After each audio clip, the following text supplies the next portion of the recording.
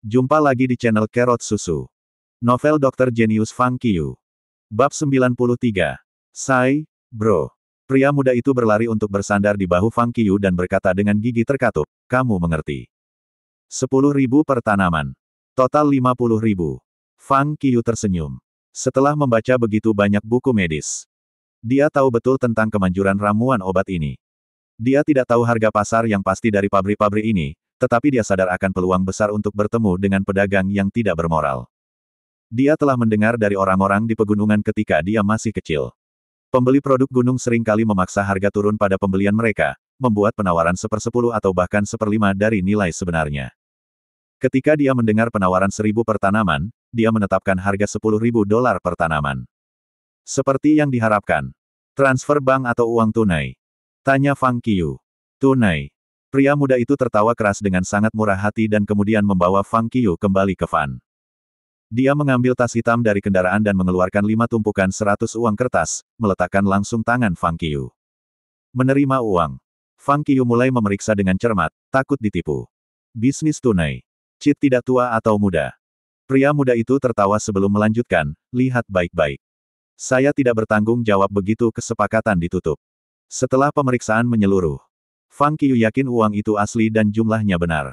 Lalu dia menyerahkan tanaman. Bagus. Setelah memeriksa ramuan herbal, pemuda itu berkata sambil menyeringai, datanglah padaku ketika kamu mendapatkan barang bagus. Saya di sini sepanjang tahun membeli produk gunung. Harga saya dijamin adil. Fang Qiu mengangguk ketika dia memasukkan uang ke dalam tasnya sebelum mengambil cuti. Dia mengitari desa. Fang Qiu tidak dapat menemukan tanda pemberhentian bas tunggal. Akhirnya, Fang Qiu harus mencari informasi dari penduduk desa setempat. Setelah menanyakan, ia menemukan bahwa desa itu tidak memiliki layanan bis. Hanya ada satu jalan tanah sekitar 3 km dari desa. Untuk mencapai kota manapun, seseorang harus berjalan ke jalan dan kemudian mencari tumpangan. 3 km. Itu tidak jauh. Dengan informasi ini, Fang Qiu langsung keluar dari desa.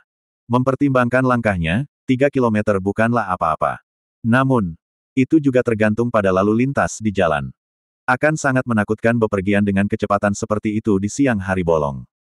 Di luar desa, Fang Qiu menemukan orang lain di jalan. Dia harus lari. Sekitar 1 km menuju perjalanan, Fang Qiu diam-diam memindahkan ki internalnya dan bersiap untuk mempercepat setelah memastikan tidak ada orang di sekitarnya. Tetapi pada saat ini, gemuruh. Dengung mesin datang tiba-tiba. Dia berbalik untuk melihat. Dan melihat sebuah van meluncur cepat ke arahnya. Sepertinya aku bisa menghemat energi. Fang Qiu menyeringai. Setelah menjual tanaman, dia punya cukup uang. Seharusnya tidak sulit untuk memiliki tumpangan dengan pembayaran yang adil. Fang Qiu mengulurkan tangannya, memberi sinyal pada kendaraan untuk berhenti.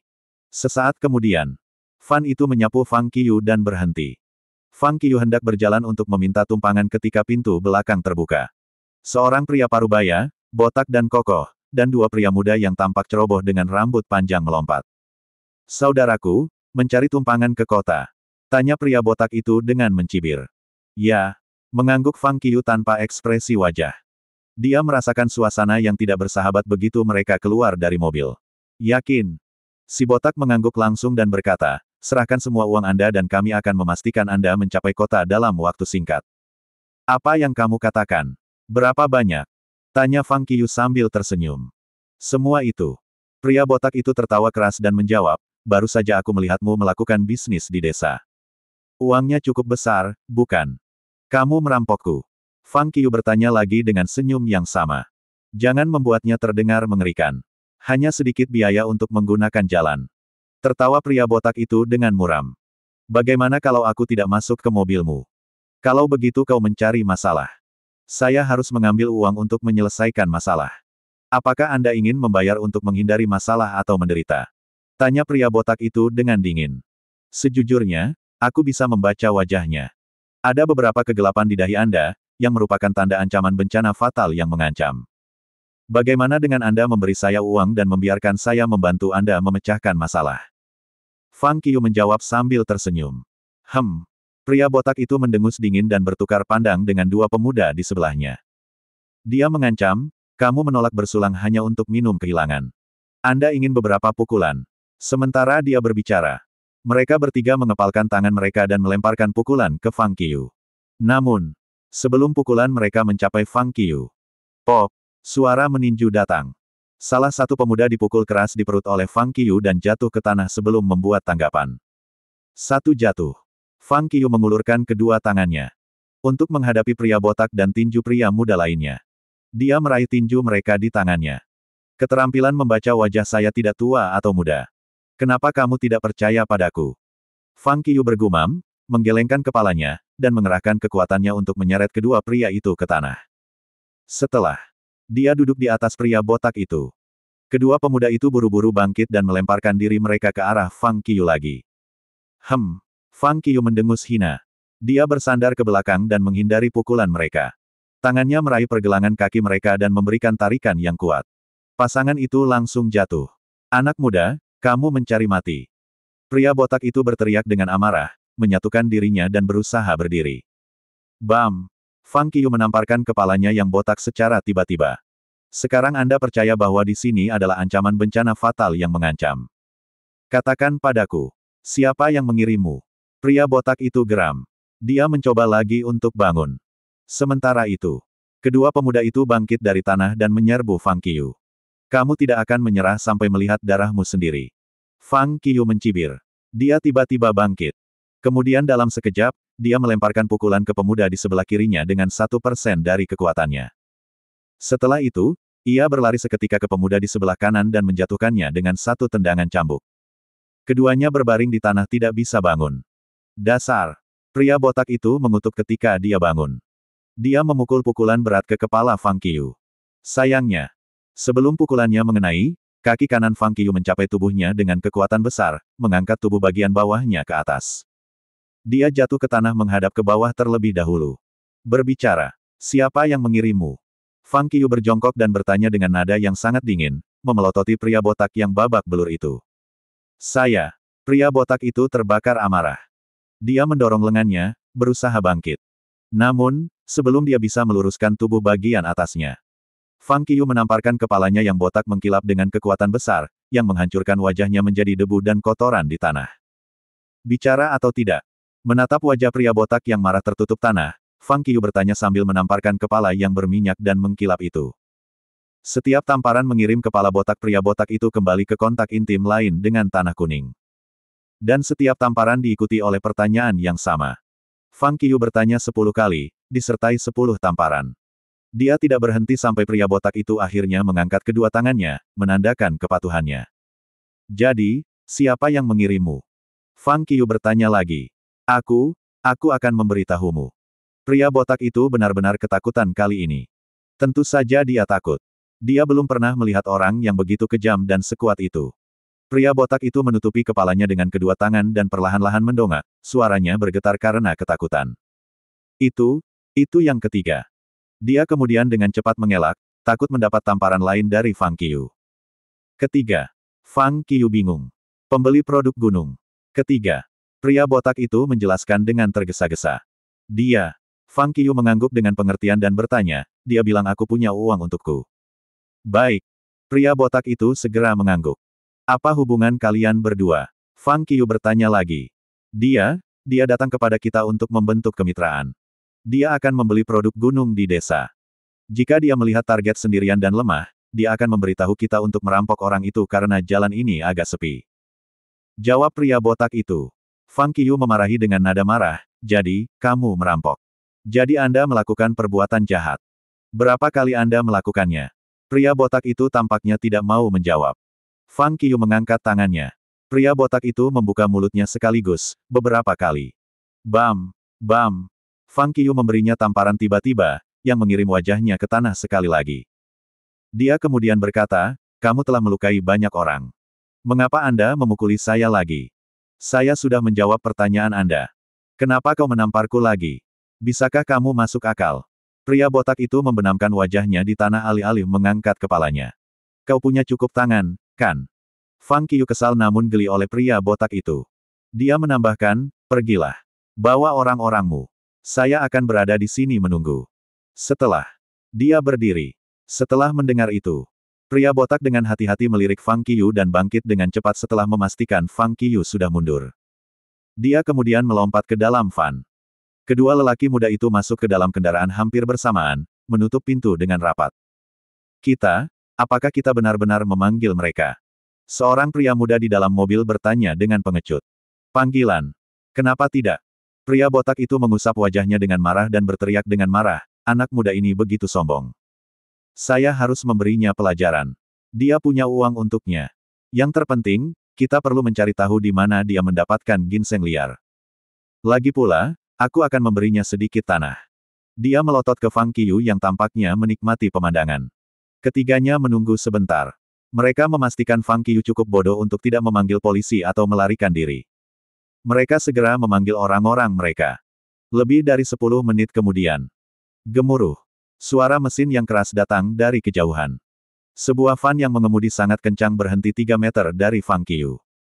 Pintu mobil terbuka. Lebih dari 10 orang banjir. Pemuda yang memimpin adalah yang ketiga, pembeli produk gunung. Pecundang. Kalian bertiga tidak bisa menangani anak-anak. Pertengkaran ketiga segera setelah dia turun dari kendaraan. Dia melemparkan tatapan tajam pada Fang Qiyu sebelum mendekati van lain untuk memanggil pria botak dan dua teman mudanya. Anak muda, kamu sebaiknya menyerahkan uang itu. Saudara-saudaraku sedang menunggu untuk makan. Kata yang ketiga pada Fang Qiyu saat dia mendekat. Itu kalian semua. Fang Qiyu melirik mereka dan melanjutkan, aku akan mengurus kalian semua sekaligus. Betapa arogannya. Yang ketiga menegakkan wajahnya, suaranya suram dan dingin. Jangan khawatir. Kata Fang Qiyu sambil tersenyum, aku tidak akan memberimu waktu untuk mengaku. Yang Anda dapatkan hanyalah penderitaan. Sebelum orang-orang ini bisa menanggapi, Fang Qiyu berlari ke kerumunan. Lengan dan kakinya menyerang secara bersamaan. Bam, bam, bam. Dalam sekejap, beberapa pria jatuh ke tanah. Melihat ini, yang ketiga ketakutan. Dia bahkan tidak melihat bagaimana Fang Qiyu menyerang. Semuanya dalam sekejap dan kemudian 5 anak buahnya ada di tanah, kesakitan. Menyerang. Habisi dia. Yang ketiga berteriak keras dengan marah sekaligus. Tiba-tiba, sisanya dituduh bersama Fang Qiyu. Namun momen selanjutnya, Fang Qiyu melangkah keluar dari pengepungan mereka dengan cepat dan menyerang lagi dengan cepat. Bam, bam, bam. Serangkaian pukulan dan tendangan. Semua orang kecuali yang ketiga turun ke tanah. Kali ini, yang ketiga panik. Dia melirik orang-orangnya di tanah dan melihat masing-masing dari mereka memeluk kaki mereka, berteriak dan berjuang dengan kesakitan. Kaki mereka patah. Kakak, kakak. Mengincar Fang Qiyu, yang ketiga tampak ketakutan, tubuhnya membungkuk dan senyumnya canggung. Dia memohon, jangan seperti ini. Kami tidak mengenal Anda sebelumnya, kami hanya. Yang ketiga mulai melarikan diri sebelum menyelesaikan hukumannya. Terima kasih masih bersama channel Carrot Susu. Bab 94. Fang Qiyu mendengus hina. Dia meraih pundak Tert dengan cepat. Lepaskan tanganmu. Teriak yang ketiga, khawatir. Menghadapi Fang Qiyu dengan punggungnya, dia memegang tangan kanannya dan seberkas cahaya dingin berkilauan di tangannya. Itu adalah pisau film. Fang Qiyu berbalik ke samping untuk menghindari pisau film sambil menarik dengan tangan kanannya untuk menyeretnya ke tanah. Dia kemudian dengan cepat meraih kaki kanan dan menginjak dengan kuat. Retak. Suara renyah terdengar. Perangko ini mematahkan tulang kering pihak ketiga. Ah! Berbaring di tanah, yang ketiga memeluk kakinya dengan kedua tangan dan berteriak kesakitan. Fang Qiyu mencondongkan tubuh ke depan dan menarik tangan ketiga terbuka. Dia meluruskan tulang kering dengan suara retak. Jangan macam-macam dengan itu. Fang Qiyu mendengus dingin pada yang ketiga yang mencoba bergerak. Yang ketiga membekuk ketakutan. Fang Qiyu pindah ke orang lain dan mengatur tulang patah mereka satu persatu. Dia melirik orang-orang yang berbaring di tanah dengan mata dingin. Aku sudah menetapkan tulang untuk kalian semua agar kamu tidak menjadi cacat. Ini pelajaran untukmu. Ingat rasa sakit ini dan apa yang terjadi hari ini. Beraninya kau melakukan kejahatan lagi, akan dikenakan biaya 1 kaki di lain waktu. Bersih. Bersih. Orang-orang di tanah mengerang. Lebih keras. Bersih. Mereka berteriak melalui gigi terkatup mereka. Pria muda ini telah memberi mereka mimpi buruk yang akan mengikuti mereka selama sisa hidup mereka. Dengan wajah polos seperti itu, kemampuannya kejam. Mereka bertekad untuk tidak pernah menggertak orang yang tidak bersalah sejak saat itu. Sebenarnya, mereka akan menjaga jarak dari mereka. Mereka yang terlihat ramah dan baik hati benar-benar mengerikan. Fang Qiyu menatap mereka dengan dingin. Dia berjalan ke kendaraan. Dia membuka pintu mobil dan mulai mencari. Dia menemukan cukup uang dan rempah-rempah yang baru saja dijualnya. Mengambil semua uang dan obat-obatan, dia berjongkok dan mengeluarkan ponsel dari saku TERT untuk menelepon 120. Ambulans akan segera datang. Tunggu di sini kecuali Anda ingin menjadi cacat. Setelah Fang Qiu pergi menuju desa dengan uang dan jamu. Kembali ke desa. Dia diam-diam membagikan uang dan jamu kepada orang tua, yatim piatu, janda, dan orang miskin. Ramuan yang ia simpan untuk dirinya sendiri. Serta 50.000. Dia tidak memberikannya. Uang ini bisa dianggap ilegal. Tapi dia tidak punya pilihan lain. Dia sangat membutuhkan uang. Dia harus menggunakannya. Begitu dia mendapat 300.000, dia akan menyumbangkan 2 kali lipat dari hasil keuntungannya. Tidak ada cara lain selain bertindak dengan urgensi. Setelah memberikan uang kepada penduduk desa secara rahasia, Fang Qiu menumpang tumpangan dengan turis dan kembali ke Tayan. Mencapai pusat kota. Alih-alih tinggal, Fang Qiu langsung pergi ke stasiun kereta, membeli tiket dan naik kereta kembali ke Jiangjing. Di kereta. Tidak banyak orang di kereta kembali ke Jiangjing karena liburan hari nasional masih panjang. Fang Qiu duduk di kursinya, beristirahat dengan mata terpejam. Di suatu tempat kita pernah bertemu sebelumnya. Apakah kamu ingat? 30 menit menuju perjalanan, ponselnya tiba-tiba berdering. Fang Qiu membuka matanya dan mengeluarkan ponselnya. Itu dari Zhou Xiaotian. Panggilan itu dilakukan. Fang Qiu bertanya sambil tersenyum, apa yang ingin kamu pamerkan kali ini? Yang paling muda. Zhou Xiaotian berteriak cemas. Jiang Miaoyu terluka. Apa? Fang Qiu langsung duduk. Bagian yang diputar terakhir kali. Dia memutar lagi. Dia bahkan tidak bisa berdiri sekarang. Wajahnya sangat putih karena sakit. Katakan padaku apa yang harus dilakukan. Cepatlah. Setelah mendengar itu, Fang Qiu segera mengerutkan alisnya. Dia tahu dengan jelas. Bisa sangat serius untuk menambahkan cedera baru pada luka lama yang tidak sembuh. Memikirkan ini, Fang Qiu tidak bisa menahan perasaan cemas. Yang termuda, cepatlah. Apa yang harus saya lakukan? Kita semua tidak berani menyentuh. Anda berpengalaman. Ajari kami bagaimana memperlakukannya. Tanya Zhou Xiaotian dengan cemas. Mendengar ini, Fang Qiu menarik napas dalam-dalam dan berkata, saya di Gunung Tai. Saya sedang dalam perjalanan. Kirimkan saya lokasi Anda di WeChat. Kamu di Gunung Tai. Zhou Xiaotian terkejut. Jangan buang waktu. Kirimkan saya lokasi Anda. Fang Qiu langsung menutup telepon. Dia memandangi beberapa orang di kereta. Ada sedikit keraguan. Tapi dia tidak terlalu peduli. Dia menurunkan jendela dengan tangan kanannya. Dan melompat keluar dari kereta. Kali ini, orang-orang di kereta terkejut. Terutama seorang gadis yang duduk tidak jauh dari Fang Qiu. Dia langsung bangkit untuk melihat keluar jendela, wajahnya pucat ketakutan. Orang lain bergegas mendekat. Mereka semua sangat ketakutan. Ya ampun. Ini adalah kereta. Meskipun jarak antara jendela dan tanah tidak tinggi, dia bisa mati melompat dengan kecepatan tinggi. Namun, penumpang yang ketakutan menjulurkan kepala keluar dari jendela tetapi tidak bisa melihat Fang Qiu sama sekali seolah-olah dia telah menghilang. Di sisi lain, setelah melompat dari kereta, Fang Qiu berlari menuju kota sambil memeriksa lokasi Zhou Xiaotian di ponselnya. Sungai batu berwarna-warni. Lokasi Zhou Xiaotian berada di Colorful Stone Creek di Gunung Tai. Memperbesar. Fang Qiu bergerak dan berbalik seketika menuju Colorful Stone Creek. Setelah setengah jam, sesampainya di Colorful Stone Creek, Fang Qiu melihat Zhou Xiaotian dan yang lainnya di kejauhan. Dengan terlalu banyak turis di sekitarnya, Fang Qiu harus melambat dan berlari. Di sini, di kejauhan, Zhou Xiaotian melihat Fang Qiu sambil melihat sekeliling. Dia berteriak dan melambai pada Fang Qiu sekaligus. Melihat Fang Qiu, kelompok yang gelisah akhirnya sedikit santai. Bagaimana itu? Berlari ke kerumunan, Fang Qiu segera berjongkok di depan Jiang Miaoyu dan bertanya. Saya baik-baik saja. Menatap Fang Qiu, Jiang Miaoyu menarik napas dengan lembut dan menyangkal urgensi meskipun matanya terasa merah karena kesakitan. Sepertinya dia tidak ingin Fang Qiu khawatir. Kamu baik-baik saja. Fang Qiu mengulurkan tangan ke pergelangan kaki Jiang Miaoyu. Sentuhan mutlak. Dia memeriksa sebentar. Fang Qiu merasa lega. Untungnya, itu tidak terlalu parah dan dia tidak akan rentan terhadap kekambuhan. Seperti terakhir kali, dislokasi tulang pergelangan kaki dan ligamen tegang. Fang Qiu menjelaskan dengan singkat dan kemudian melanjutkan, aku akan mengatur tulangmu terlebih dahulu. Sebelum Jiang Miaoyu bisa menjawab, tangan Fang Qiu sudah mulai bergerak. Klik. Tulang pergelangan kaki diatur. Tulang sudah selesai. Kata Fang Qiu, masih mengangkat kaki Jiang Miaoyu. Rasa sakitnya hilang. Jiang Miaoyu bergumam. Aku tahu. Fang Qiu mengangguk, masih belum melepaskan. Wajah pucat Jiang Miaoyu dengan rasa sakit memerah. Dia tidak tahu harus berkata apa. Wow! Dipimpin oleh Zhou Xiaotian dan dua kaki tangannya, kelompok itu mulai membuat keributan segera. Fang Qiu tampaknya tidak peduli.